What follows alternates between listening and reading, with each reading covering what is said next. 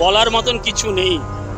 আজকে পশ্চিমবাংলার যে অবস্থা, তো একটা এরকম একটা ঘটনার 1 মাস পরেও এখনো পর্যন্ত কোনো ডিসিশন বেরোয়নি, সেই জায়গাটাকে আপনি কি বলবেন?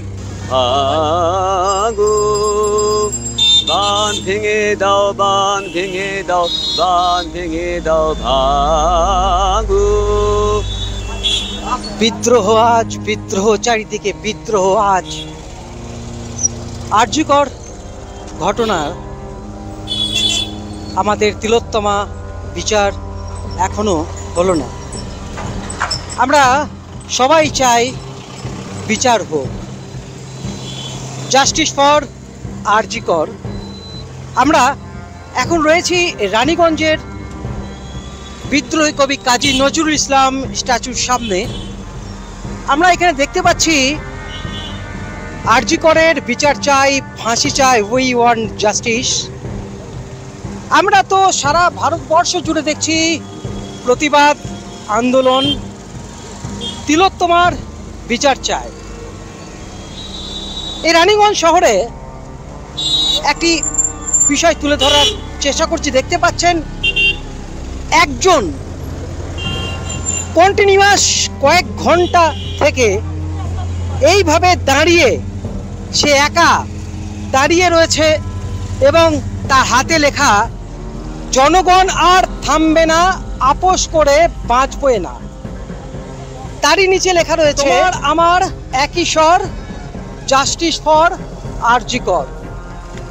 এরকম আন্দোলন, যে একাই আন্দোলন, সে কিন্তু নির্বাক, কোনো কথা বলছে না, চুপচাপ সে কিন্তু আন্দোলন করে চলেছে। দেখতে পাচ্ছেন এরকম মানুষও কিন্তু পাওয়া খুব মুশকিল এই সমাজের বুকে। ঠিক প্রায় 4 থেকে 5 ঘন্টা হয়ে গেল, এখনো কিন্তু দাঁড়িয়ে রয়েছে। সে চাই তিলোত্তমার বিচার হোক। আমরা কথা বলে নেব তার সঙ্গে। আপনার নাম দাদা? আমার নাম সৌমিক মুখার্জি। আচ্ছা, আপনি এইভাবে একা কেন? কারণ আমার মনে হয় যে কজনকে বলবো, কজনকে বলা যায়। আমার মধ্যে তো কোটি কোটি জনগণ বাস করছে, আমার ভেতরেই হৃদয় অবস্থা খুব খারাপ চলছে কন্টিনিউ। আমি ভাবলাম যে আমি যখন রানীগঞ্জে এলাম, আমি আমার মতন করে প্রতিবাদটা করি। মানুষজন পেলে পাবো, না পেলে না পাবো, প্রতিবাদ তো করা নিয়ে কথা, জনগণের কাছে এই লেখাগুলো পৌঁছানো নিয়ে কথা। তাই ভাবলাম যে একাই প্রতিবাদটা চালিয়ে যাই।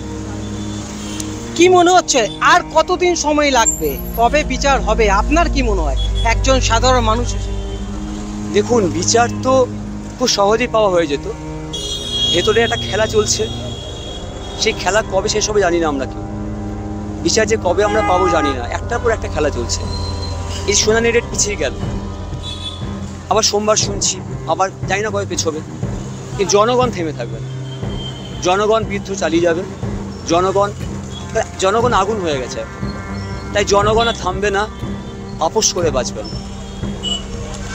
ঘটনা ঘটেছে 9 তারিখ, এবং 9 তারিখের পর থেকে আস্তে আস্তে মানুষ কিন্তু আরো গায়ে রক্ত গরম হয়ে যাওয়া বলে। এবং এখানে রয়েছেন বিদ্রোহী কবি কাজী নজরুল ইসলাম। সেই কথা মনে পড়ছে, বিদ্রোহ আজ, বিদ্রোহ চারিদিকে, বিদ্রোহ আজ। কবি নজরুল কিন্তু এই কথা ভবিষ্যতে জন্য কি কথাটা তুলে রেখেছিলেন ভীষণভাবে। এবং বিশ্বাস করুন, আমি যখন জায়গা ভাবি কোথায় বসবো, আমার কাছে প্রথমে মনে হলো ওনার কথা, বিদ্রোহী কবির কথা। ওনার পায়ের তলায় বসা মানে একটা অদ্ভুত রকম ভেতর উন্মাদনা তৈরি হয়, একটা শক্তি সঞ্চার হয়। এবং আমাদের খুব গর্ব যে উনি আমাদের এখানকার কবি, একটা আমাদের কাছে বড় প্রাপ্তি। এবং ওনার পায়ের তলায় হয় দাঁড়িয়ে আছি, এটা যে কতটা আমাকে ইন্সপিরেশন দিচ্ছে ভেতর থেকে। তাই আমি একাই, আমার কাছে মনে হচ্ছে অনেক মানুষ আমার সাথে রয়েছে, অনেক অনেক মানুষকে আমি পেয়েছি। তো আমার মনে হচ্ছে আমি একাই হাজার জনগণ, কোটি কোটি জনগণকে নিয়ে আমি এখানে প্রতিবাদ করছি। শুনলেন মানুষটির বক্তব্য। বিদ্রোহী কবি কাজী নজরুলের পাদদেশে বসে আছেন এবং সে মনে করছে ভারতবর্ষের কোটি কোটি মানুষ কিন্তু তার সঙ্গে রয়েছে এবং সত্যিকারের এই আন্দোলন চোখে পড়ার মতো। এবং এখানে আরো অনেকে রয়েছেন, আমরা আরো কয়েকজনের সঙ্গে কথা বলবো। কি বলবেন? স্যার, বলার মতন কিছু নেই। আজকে পশ্চিমবাংলার যে অবস্থা, এখনো পর্যন্ত কদিন হয়েছে সেটা আপনি জানেন কি? প্রায় 1 মাস হতে যাচ্ছে। হ্যাঁ, তো একটা এরকম একটা ঘটনার 1 মাস পরেও এখনো পর্যন্ত কোনো ডিসিশন বেরোয়নি, সেই জায়গাটাকে আপনি কি বলবেন? ইনি যেখানে দাঁড়িয়ে ছিলেন যাওয়ার সময় আমি সেই এনার ফটোটা আমি তুলে নিয়ে গেছিলাম। এটাকে একটা মানে এটা কোনো রাজ্যে, কোনো দেশে, কোনো প্রদেশে এটা সম্ভব? আজকে আমরা কদিন পরে আমরা লোকে যাচ্ছে দুর্গা পুজো উৎসব মানাবো, হ্যাঁ, মহালয়া আসছে, বিশ্বকর্মা, দুর্গা পুজো উৎসব, কিন্তু আমাদের জীবনে একটা বোন আমাদেরকে ছেড়ে চলে গেল, তার জাস্টিফাইজ এখনো পর্যন্ত হয়নি। 1 মাস হতে হলো। কোন রাজ্যে আমরা বাস করি? দ্যাট ইজ দ্য পশ্চিম বাঙ্গাল। বলতে লজ্জা লাগে। আজকে আমরা অন্য রাজ্যের সাথে তুলনা করতাম পশ্চিম বাংলাকে, বিহার, ঝাড়খণ্ড, উড়িষ্যা, অন্য রাজ্যের সাথে তুলনা করতাম পশ্চিম বাংলাকে। দ্যাট ইজ দ্য পশ্চিম বাংলা। আরজি কর এখনো পর্যন্ত কোনো শুরু আসবে? এখনো পর্যন্ত আমরা কি আশা করতে পারি? আমরা সাধারণ মানুষ হিসেবে আমরা আশা করতে পারি যে স্যার এখনো পর্যন্ত আমরা আশা করতে পারি যে আমরা দিচ্ছে যে দোষী, আসল যে দোষী তারা বেরোবে, সেটা হবে কোনোদিন? পশ্চিমবাংলায় হবে? আপনারা সেটা জাস্টিফাই করুন। দেখতে পাচ্ছেন বন্ধুরা, এইভাবেও কিন্তু আন্দোলন করা যায়। একদম কিন্তু দেখুন, যাকে বলে সে নির্বাক হয়ে কোনো কথা ওনার মুখে নেই, কোনো স্লোগান নেই, কিন্তু হাতের মধ্যে লিখে রেখেছেন, আবার বলি, বিচার যত পেছোবে লড়াই তত এগোবে।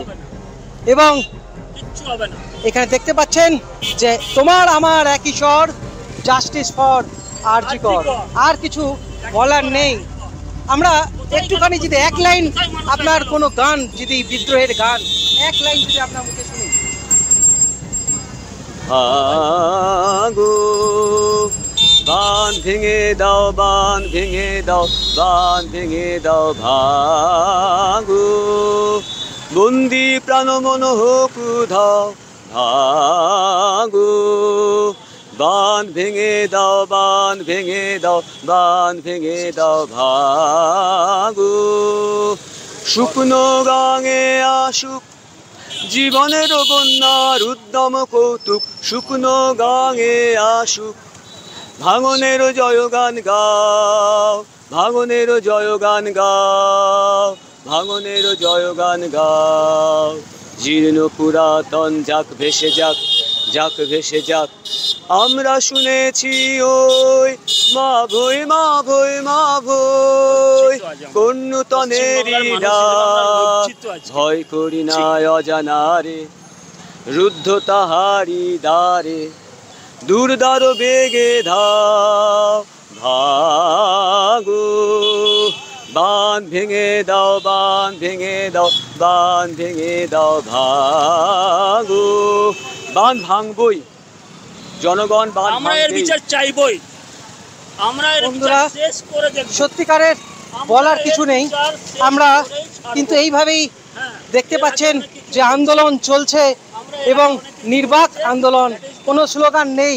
এইভাবেই কিন্তু আন্দোলন করা যায়। কেউ বাড়িতে বসে, কেউ রাস্তায় একা এইভাবে দাঁড়িয়ে থেকেও কিন্তু আন্দোলন করা যায়। বন্ধুরা, এইভাবে আপনাদের দেখাতে থাকবো গৌতমের সাথে আরজি কর নিয়ে সমস্ত ভিডিও আপনাদের সামনে। দেখতে থাকুন গৌতমের সাথে।